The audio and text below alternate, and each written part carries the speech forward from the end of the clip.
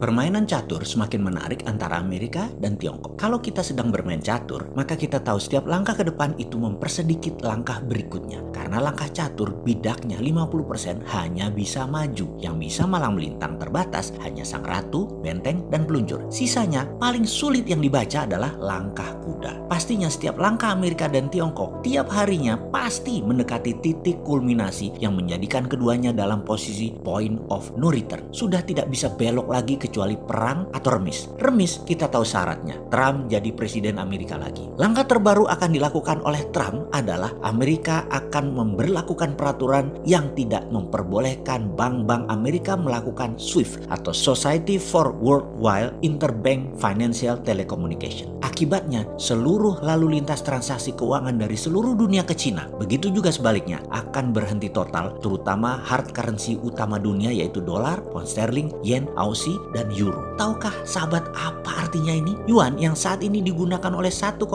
transaksi internasional akan menjadi tidak punya infrastruktur exchange di major currency dunia. Hanya negara kaki tangan Cina saja yang mau menerima yuan sebagai bilateral currency, dan ini artinya kalau sebuah negara menerima yuan sebagai bilateral currency, ini artinya penjajahan ekonomi secara langsung. Begini penjelasannya kalau sebuah negara menerima transaksi sebuah mata uang yang tidak beredar di internasional. Contoh yuan, beli beras Vietnam. Maukah Vietnam dibayar pakai yuan? Lalu yuannya Vietnam tadi untuk apa? Ya bisa untuk beli barang Cina lagi. Katakanlah beli gadget Cina. Terlihat muter ya? Apa yang terjadi kalau Vietnam sudah punya gadget Cina, baju Cina, mobil Cina, tapi ingin beli minyak dari Timur Tengah? Uangnya dari mana? Vietnam harus cari sumber dolar dari tempat lain lagi. Apa yang terjadi kalau Vietnam merasa nggak mau jual ke Cina deh, mending ke Malaysia aja dapat dolar? Maka Cina akan kehilangan sumber berasnya. Dengan strategi Amerika tadi, Cina ditekan dari sisi international exchange, pemegang yuan menjadi seperti pemegang najis, hideous currency. Menurut saya ini strategi jenius dari Amerika,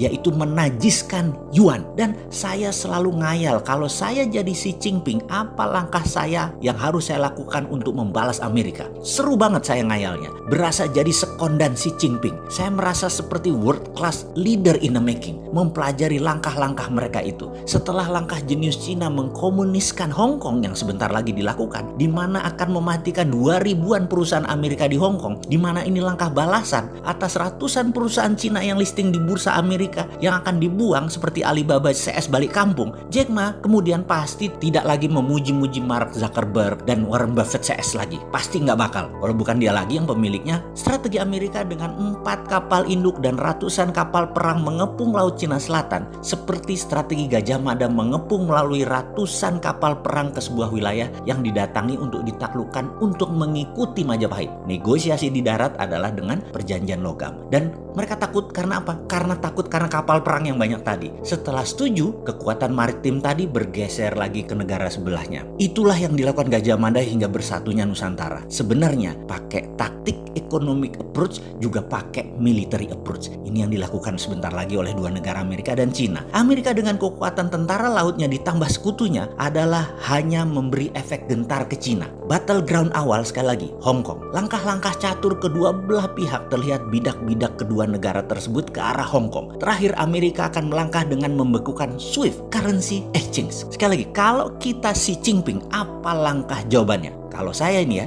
saya akan lukir, saya akan rokade. Satu gerakan, dua langkah. Yang pertama, memanfaatkan gerakan rasialis di mana saat ini ada kerusuhan di mana-mana di Amerika karena pembunuhan orang kulit hitam oleh polisi kulit putih. Kita masuk pakai operasi intelijen, pakai negara proksi. Proksi Cina bisa pakai orang Venezuela, bisa pakai orang Italia. Di mana saat ini memang kakinya Amerika ya itu juga. Bisa masuk langsung ke Amerika. Gunakan proksi untuk mensponsori kulit hitam agar eskalasinya meningkat di Amerika, agar rusuh terus dari dalam Amerika. Kekuatan propaganda lewat udara. Serang terus Amerika agar kulit hitam warga Amerika terus bergerak menyerang polisi, membuat chaos. Kedua, geser senjata ke arah Taiwan. Ini dua gerakan rokade dengan satu langkah yang akan membuat membuat Amerika memecah konsentrasinya ke Taiwan segera karena akan melindungi aliansinya, yaitu negara Taiwan tersebut. Apapun langkah keduanya membuat Amerika dan Cina sibuk. Ditambah lagi masalah COVID di dunia ini. Ditambah lagi IMF yang kehilangan uang atau cash flow. IMF itu turun pendapatannya hingga 50% gara-gara COVID. Praktis dimanapun di dunia saat ini kekurangan dana karena ada masalah di arus kas tersebut. Banyak negara donor dan lembaga-lembaga besar dunia lainnya